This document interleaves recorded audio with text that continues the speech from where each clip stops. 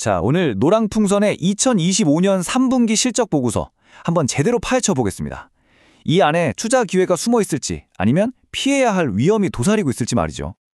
엔데믹 이후 여행 수요는 폭발했는데 노랑풍선이 지금 진짜 시험대에 올랐다고들 하죠. 과연 지금이 투자할 절호의 타이밍일까요? 오늘 그 답을 함께 찾아보겠습니다. 네, 그래서 오늘은요. 먼저 3분기 성적표부터 까보고요. 이걸 바탕으로 재무 상태는 튼튼한지, 그리고 앞으로 어떤 성장 전략을 가지고 있는지, 또 어떤 위험이 도사리고 있는지도 꼼꼼히 따져볼 겁니다. 마지막으로 최종 투자 포인트까지 딱 정리해드릴게요. 자, 그럼 첫 번째 순서입니다. 제일 중요한 숫자부터 봐야겠죠? 노랑풍선의 3분기 실적 과연 뚜껑을 열어보니 어땠을까요? 이거 보세요. 매출 구성을 보면 정말 흥미로운 지점이 하나 있습니다. 바로 이 열행 알선 수입인데요. 이게 무려 57% 가까이 차지해요. 사실상 노랑풍선 비즈니스의 핵심이라고 할 수 있죠. 수익성이 여기서 결정된다고 봐도 과언이 아닙니다. 그럼 이 여행알선 수입이라는 게 대체 뭘까요? 간단해요. 우리가 여행 상품에 내는 돈 전체가 아니고요. 항공료나 현지 경비 같은 원가를 싹 빼고 나서 노랑풍선 주머니에 순수하게 남는 수수료라고 보시면 됩니다.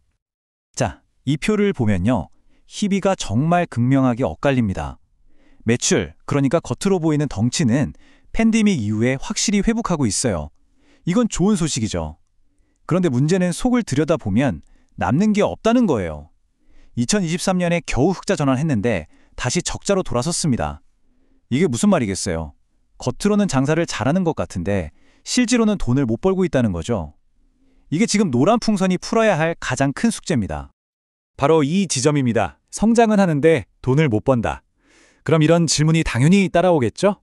과연 이 성장을 계속 밀어붙일 체력이 남아있나? 이 부분 한번 깊게 파고들어 보겠습니다. 이 숫자 275.56%. 이게 지금 노랑풍선이 얼마나 큰 압박을 받고 있는지 단적으로 보여주는 숫자입니다. 부채 비율이 275%가 넘는다는 건요. 쉽게 말해 내 돈보다 빌린 돈이 훨씬 많다는 뜻이에요. 근데 여기서 끝이 아닙니다. 부채 비율도 높은데 유동 비율은 1보다도 낮아요. 0.88. 이건 진짜 위험 신호거든요. 왜냐하면 1년 안에 갚아야 할 빚이 1년 안에 현금으로 바꿀 수 있는 자산보다 더 많다는 얘기니까요. 투자자라면 이 부분 정말 예의주시해야 합니다. 자, 빚은 늘어나고 있고 단기 상환 능력에도 빨간불이 켜졌어요. 그럼 당연히 이런 생각이 들죠. 그래서 본업에서는 돈을 잘 벌고 있긴 한 건가? 즉, 영업활동 현금 흐름은 과연 플러스를 내고 있을까요? 보고서에서는 우리 현금 463억 원 있고 은행에서도 돈 빌릴 수 있으니 괜찮습니다 라고 말하고는 있어요. 근데 솔직히 이건 임시방편에 가깝죠.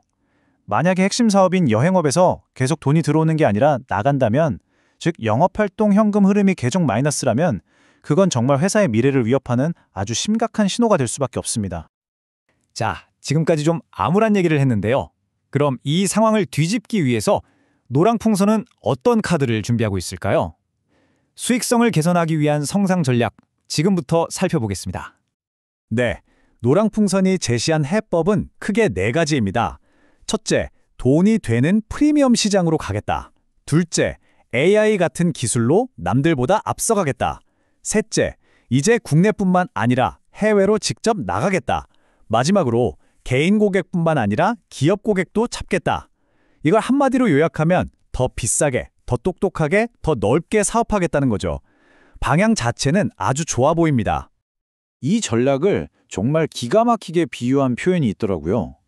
고성능 GPS를 단 우리 배를 직접 만들어서 남태평양의 황금어장으로 직접 찾아 나서는 것과 같다. 여기서 GPS는 디지털 혁신, 우리 배는 해외 거점을 의미하는 거겠죠? 아주 멋진 비유입니다. 이런 전략이 그냥 말로만 끝나는 게 아니라 실제 행동으로 이어지고 있습니다. 일본이랑 태국의 법인을 세워서 원가를 낮추고요. AI로 고객에게 딱 맞는 상품을 추천해주고, 또 위시빈이라는 플랫폼을 인수해서 여행 컨텐츠 사업까지 넘보고 있죠. 심지어 여행 중에 실시간으로 현지 정보를 주는 서비스도 개발하고 있다고 합니다. 하지만 계획은 언제나 장밋빛이죠. 아무리 전략이 좋아도 현실의 벽은 높습니다. 투자자 입장에서 반드시 짚고 넘어가야 할 리스크들이 분명히 존재합니다. 가장 먼저 눈에 띄는 건 바로 이겁니다. 신용등급 하락. BBB0에서 BBB-로 한 단계 떨어졌어요. 이건 외두기관이 보기에 이 회사 재무적으로 좀 더 위험해졌는데? 라고 평가했다는 뜻입니다. 당연히 앞으로 돈 빌릴 때 이자 부담이 더 커질 수 있겠죠. 결국 지금 노랑풍선은 이 양팔 저울 위에서 아슬아슬하게 서 있는 것과 같아요. 한쪽에는 성장이라는 기회를 올려놓고 글로벌 확장이나 디지털 혁신에 투자를 해요. 그러면 반대쪽 저울에는 위험이라는 무게추가 올라가는 거죠. 환율 변동, 지정 확정 리스크, 그리고 2만 개가 넘는 업체가 싸우는 이 살벌한 경쟁 시장까지 정말 쉽지 않은 줄타기입니다. 자, 이제 거의 다 왔습니다. 실적, 재무, 전략, 그리고 리스크까지. 정말 여러 각도에서 노랑풍선을 살펴봤는데요. 그럼 이 모든 걸 종합했을 때 투자자로서 우리는 어떤 결론을 내릴 수 있을까요? 결국 딱 두 가지 시나리오로 나뉩니다. 강세론자, 즉 긍정적으로 보는 쪽은 그래도 여행 시장은 계속 성장할 거고 노랑풍선이라는 브랜드 파워가 있으니 이 성장 전략이 먹힐 거다라고 보는 거고요. 반대로 약세론자, 즉 비관적으로 보는 쪽은 계속되는 적자랑 높은 빚을 감당 못할 거다. 전략은 좋지만 성공할지는 미지수다라고 주장하는 거죠. 정말 팽팽하죠? 그래서 마지막 질문은 바로 이겁니다. 노랑풍선.